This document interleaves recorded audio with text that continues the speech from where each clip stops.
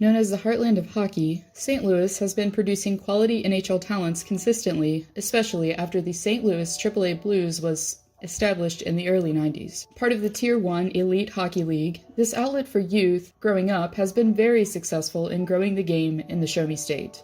And as a result, the 2016 NHL entry draft saw 5 draftees selected within the first round from Missouri. Therefore, one has to beg the question, how good would a team really be with players only from Missouri? In this video, I'm going to build one line solely composed of talent from the Midwestern state and attempt to analyze how good they would actually be. And with that, here is one line of current NHL players that all grew up in Missouri.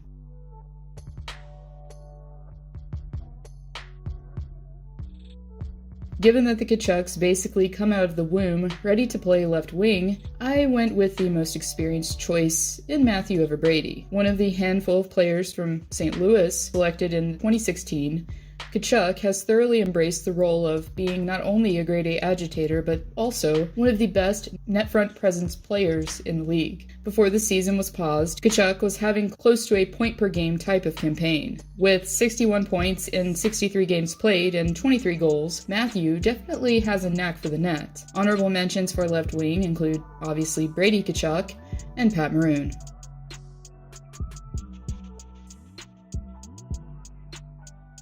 One of, if not Matthew's best friend growing up, Cunnin has shown much potential while spending time in Minnesota. Cunnin, after playing college hockey in Wisconsin, spent adequate time in the AHL while perfecting his craft with the Wild's minor affiliates. But time away from the NHL has apparently only strengthened Cunnin's game, as he was on pace for a breakout season with 31 points in 63 games played. A few of Cunnin's strengths include good hands, excellent vision, and a keen sense for opportunistic goals.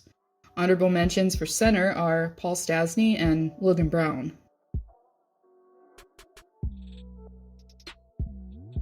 He may not be the biggest guy out there at 5 foot and 10 inches, 170 pounds, but the Chesterfield native represents a new wave of players, like Johnny Gaudreau, Patrick Kane, and Quinn Hughes, that are smaller but make up for it entirely with skill. And after being drafted by the Arizona Coyotes, Keller has quickly developed into one of the best offensive threats on their roster. With immaculate puck control and the ability to outskate the opposition, Keller last season was on pace for his best season yet numerically, with 44 points in 70 games played, with 17 of them being goals.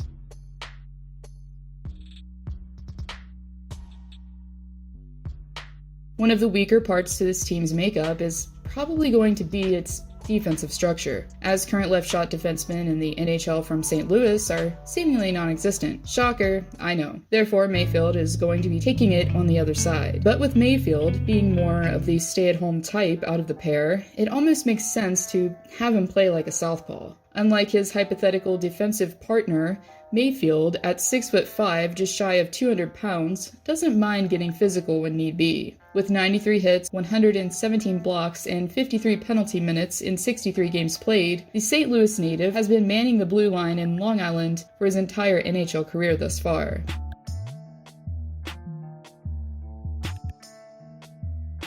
Currently signed with the Anaheim Ducks, Wideman, before the break, was perfecting his game in the AHL with the San Diego Gulls. And with 31 points in 53 games, Wideman isn't afraid to play on both sides of the ice. With a great shot and good vision, Wideman doesn't let the fact that he's only 5'10" and 180 pounds stop him from being dynamic. With Mayfield's size and grit potentially playing off well with Wideman's two-way game, the pair hypothetically doesn't seem half bad on paper.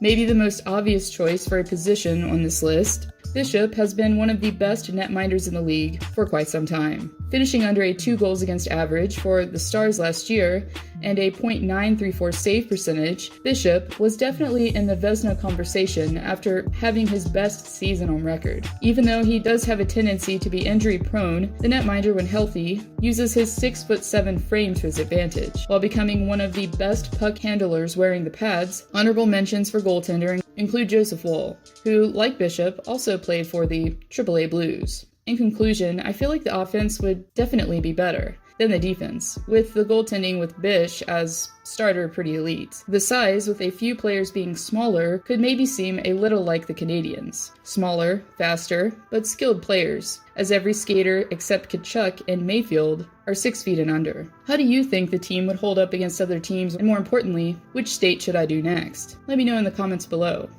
I was fortunate that my parents had season tickets to Blues games. They would take me from basically the time I was in a baby carrier all the way through teenage years, and basically just fell in love with the game. Told my parents I'd like to give it a try, and it was just a really small, tight-knit hockey community. We basically learned how to play from former Blues players sticking around and coaching minor hockey and watching the Blues on TV. 5 St. Louis guys drafted in the first round, guys that I played with growing up, so it was pretty special to spend the night with them and family. 5 seconds. Tkachuk, twister and a goal. Brady Tkachuk